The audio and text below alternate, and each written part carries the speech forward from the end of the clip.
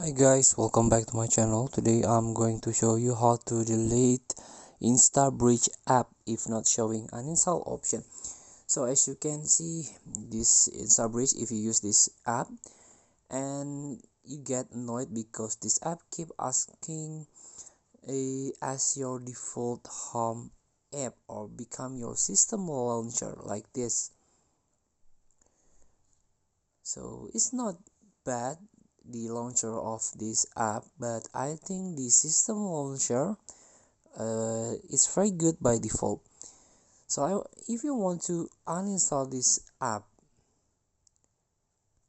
and as you can see, keep asking, don't ask again.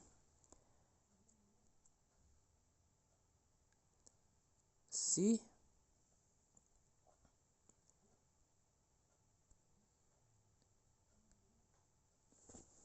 just go with system launcher.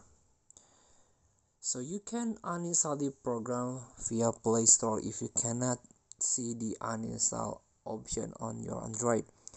So just go for instabridge and you can uninstall from this Play Store.